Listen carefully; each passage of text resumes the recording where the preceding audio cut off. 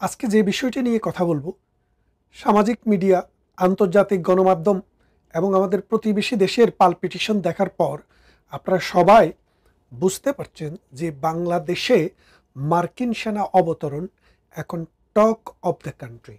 কিন্তু দুঃখজনক বিষয় হচ্ছে বাংলাদেশের কোনো রেডিও, টেলিভিশন, কোনো পত্রিকা এই নিউজটি ফলাও করে প্রচার করতে পারছে না।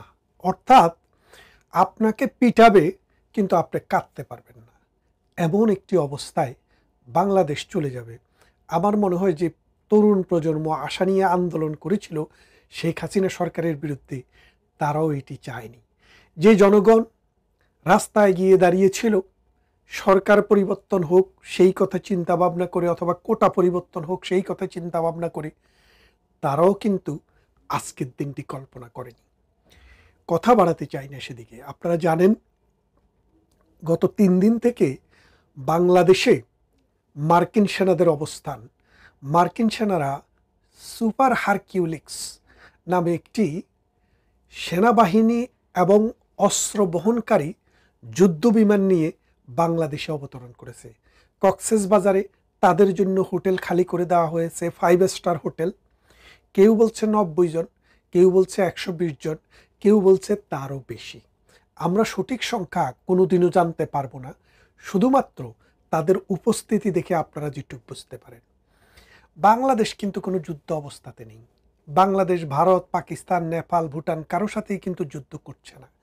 তাহলে বাংলাদেশে কেন সামরিক অস্ত্রবাহী জাহাজ, সেনাবাহিনী নিয়ে এই চট্টগ্রামে, এই কক্সবাজারে অবতরণ করবে, সেই বিষয়টি আমরা এখন খুবই সন্দিহান এবং ভীত সন্ত্রস্ত। ডক্টর ইউনূস 8 অগাস্ট 2024 ক্ষমতা এসছেন, কিন্তু শেখ হাসিনার সরকার কিন্তু 5 আগস্টেই চলে গেছে। তাহলে 5 থেকে 8 এই যে 3টা দিন, এই 3 দিন ডক্টর ইউনূস কি করেছিলেন? ডক্টর ইউনূস এই 3 দিন আমেরিকার সাথে চুক্তিগুলো কমপ্লিট করছিলেন, যে আমার বাবারা আনি বসাচ্ছি, আমার বাবাদেরকে আমি কি দেব। আপনি যদি শেখ হাসিনার পুরনো বক্তৃতায় ফিরে যান, দেখবেন তিনি বলেছেন যে আমার কাছে একটি ঘাঁটি, সামরিক ঘাঁটি চাই, আমার কাছে সেন্ট মার্টিন দ্বীপ চাই, বাংলাদেশে একটা বেইট চাই। এটা যদি দিতে পারি আমি ক্ষমতায় থাকতে কোনো অসুবিধা নেই। আর এটা যদি না দেই তাহলে আমাকে ক্ষমতার থেকে সরানোর জন্য ভাড়াটিয়া দালাল ঠিক করতেছে, আর এই দালালটা হচ্ছে ডক্টর ইউনূস। বাংলাদেশের মানুষ তাকে নোবেল লরিয়েট হিসেবে চিনতেন। এখন কিন্তু আপনারা আস্তে আস্তে তাকে যে দালাল, তিনি যে দালাল সেটাও চিনতে শুরু করেছেন। ভারত কখনো চায়নি যে বাংলাদেশের এই ভূখণ্ডে আমেরিকান সৈনিক এসে, আমেরিকান অস্ত্র এসে মিয়ানমারে পুশ করুক যে প্রতিবেশী রাষ্ট্রের সাথে। আপনারা জানেন মিয়ানমারে সরকারের সাথে রাখাইন বিদ্রোহীদের বা রাখাইন যোদ্ধাদের একটা যুদ্ধ চলছে দীর্ঘদিন। একটা সময়ে এসে মনে হয়েছিল মিয়ানমার সরকার এই অঞ্চলের দখল হারিয়ে ফেলবে, কিন্তু পরবর্তীতে তারা কিন্তু আবার সেই দখলটি পুনঃস্থাপন করেছে। এখনও যুদ্ধ চলছে। এখন কমাস আগে আপনারা দেখেছেন ডক্টর ইউনূসের কাছে আমেরিকা এখানে একটি করিডোর চেয়েছে। করিডোর নাম দিয়েছে কি মানবিক করিডোর। মানবিক করিডোর দিয়ে কি যাবে? মারণাস্ত্র, মানুষকে হত্যা করার গুলি, মানুষকে হত্যা করার জন্য ট্যাঙ্ক, মানুষকে হত্যা করার জন্য স্টেন গান, মেশিন গান, বোমা। তার মানে এই জাতিসংঘের তত্ত্বাবধানে অথবা আমেরিকার তত্ত্বাবধানে, তাদের সহযোগিতায় আমরা মানবিক করিডোর বলতে এখন যেটা বুঝি সেটা হচ্ছে মারণাস্ত্র পরিচালনা করার, মারণাস্ত্রকে নিয়ে যাওয়ার একটি করিডোর। সেই করিডোরটি আর্মি, বিডিআর, বিজিবি, পুলিশ সহ বাংলাদেশে যেসব শৃঙ্খলা বাহিনী আছে, সশস্ত্র বাহিনী আছে, তারা প্রতিবাদ করেছে। বিএনপি সহ বড় বড় রাজনৈতিক দলও এটার প্রতিবাদ করেছে, কারণ এটার কনসিকুয়েন্স অনেক গ্রেভ হইতে পারে। কারণ বাংলাদেশ থেকে যদি আমেরিকা প্রক্সি ওয়ার করে আমাদের মিয়ানমারের সাথে, ঠিক চায় না এই মিয়ানমারে এসে প্রক্সি ওয়ার করবে বাংলাদেশের সাথে। এখন বাংলাদেশ বনাম চায়না নাকি চায়না বনাম আমেরিকা, এখানে যুদ্ধ হবে। আর যুদ্ধের ব্যাটেল ক্ষেত্র হচ্ছে বাংলাদেশ। বাংলাদেশকে আপনি কোন দেশের সাথে তুলনা করবেন এখন? আপনি কি সিরিয়া, লেবানন অথবা গাজার সাথে তুলনা করবেন? ডক্টর ইউনূস কিন্তু বলেছিলেন যে বাংলাদেশের অবস্থা গাজার মতো।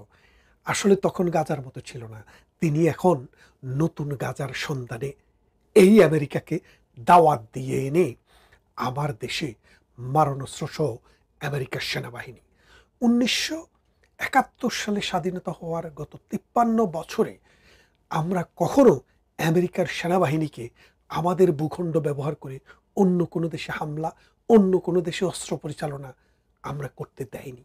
আমেরিকার সেনাবাহিনী এর আগেও বিভিন্ন সময়ে আমাদের দেশে এসছে ছোটোখাটো মহড়া দিতে, 10 জন 5 জন সামরিক না বেসামরিক বিমানে করে তারা এই দেশে এসছে, এসে চট্টগ্রামে বা বাংলাদেশের বিভিন্ন অঞ্চলে গিয়েছে। কিন্তু এখন তারা মামার বাড়িতে নিজেদের পরিবহন নিয়ে, অস্ত্রশস্ত্র নিয়ে তারা এসে হাজির। এখন বাংলাদেশ প্রতিবেশী রাষ্ট্র, যার 3 দিক দিয়ে আমাদেরকে যারা ঘিরে রেখেছে, তাদের সাথে আমাদের কোনো আলোচনা হয়নি।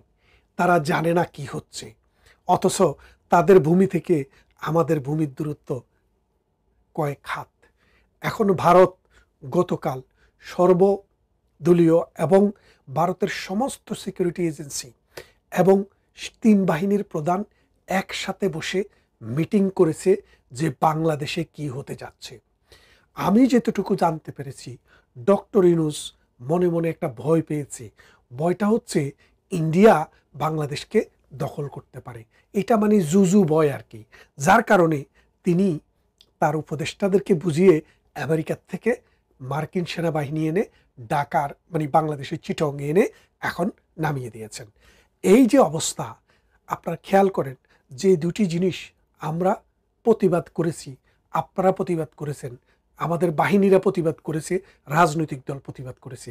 তার একটি ছিল বন্দরটি দিয়ে দেওয়া, আরেকটি ছিল একটি করিডোর দেওয়া। এখন আমেরিকাকে করিডোর কিন্তু দিয়ে দিয়েছে। আপনারা জানেন কি না জানি না, বাংলাদেশের এই মিয়ানমার সীমান্ত দিয়ে কিন্তু আমেরিকার সেনাবাহিনীদের কিন্তু যাতায়াত শুরু হয়ে গেছে। ওখান দিয়ে কিন্তু গোপনে কিন্তু চলছে কাজ কারবার। এবং আমাদের সেন্ট মার্টিন 1 বছর হয়ে গেল প্রায়, এটাতে মানুষের যাতায়াত বন্ধ। এখন ওখানে কারা আছে, ওখানে কি আছে, আপনারা একটু খোঁজ খবর নিয়ে দেখেন যে আমেরিকান সেনাবাহিনীর ওখানে ইউনিট হয়ে গেছে। আমেরিকান সেনাবাহিনী এখন ওখান থেকে অপারেশন চালানোর চেষ্টা করছে। তার মানেটা কি দাঁড়াচ্ছে দেখেন, আমাদের ভূখণ্ডেরই একটা অংশ, আমাদের একটি দ্বীপ, আমাদের মানুষ যেতে পারছে না। এবং আমরা শুনেছি সেখানে যে স্থানীয় বাসিন্দা আছে তাদেরকে নানাভাবে প্রলোভন দেওয়া হচ্ছে যে তোমরা এখান থেকে চলে যাও, তোমাদেরকে অমুক দেশে তমুক দেশে পাঠিয়ে দেওয়া হবে, অমুক জায়গায় বাড়ি করে দেওয়া হবে, তমুক জায়গায় বাড়ি করে দেওয়া হবে। অর্থাৎ দ্বীপটি খালি করার একটি প্রকল্প চলছে। এই দ্বীপকে কেন্দ্র করে ভবিষ্যতে কি হতে যাচ্ছে আপনারা দেখবেন। এখন আমরা শুধু বলে যাচ্ছি, আপনারা বিশ্বাস করছেন না। এই দ্বীপটি আর আমাদের থাকছে না। তার মানেটা হচ্ছে ভারতকে ভয় দেখানোর জন্য আমেরিকার সেনাবাহিনী এখানে নিয়ে আসা হয়েছে, এক। দ্বিতীয়ত, এই আমেরিকান সেনাবাহিনী দিয়ে মিয়ানমারে যে রাখাইন সেনারা আছে তাদেরকে ট্রেনিং এবং অস্ত্র দিবে এই আমেরিকান বাহিনী। তার মানে করিডোরও হয়ে গেল, বাংলাদেশে তাদের স্থায়ী বন্দরও হয়ে যাচ্ছে। খুব শীঘ্রই আপনারা শুনবেন যে বাংলাদেশের কুতুবদিয়ায়, সেন্ট মার্টিনে অথবা মহেশখালীতে একটি সি পোর্ট হবে। সেখানে এই সি পোর্টটির বেস হবে আমেরিকার সেনাবাহিনীর। সাম্প্রতিক সময় আপনারা জানেন এই যে মিডল ইস্টে সবচাইতে বড় সামরিক ঘাঁটি হচ্ছে উপসাগরে, যেটা কাতার বেসড, অর্থাৎ কাতারের সাথে আমেরিকার সবচাইতে বড় সামরিক ঘাঁটি। অথচ কাতারে যখন হামলা করে আমেরিকান সেনাবাহিনী কি করেছে, কাতারকে রক্ষা করার জন্য আমেরিকান সেনাবাহিনী একটি কথাও বলেনি, একটি বোমাও ছাড়েনি, একটি গুলিও চালায়নি। তার মানে আমেরিকার নিজের স্বার্থের জন্য যা দরকার তাই করে। তারা কখনো অন্য কোনো দেশের স্বার্থ, অন্য কোনো দেশের স্বাধীনতা, সার্বভৌমত্ব অথবা অর্থনীতির প্রতি তোয়াক্কাই করে না। এখন ডক্টর ইউনূস বাংলাদেশকে যেদিকে নিয়ে যাচ্ছে, আমেরিকা কি ভারতের সাথে যুদ্ধ করার জন্য প্রস্তুতি নিচ্ছে?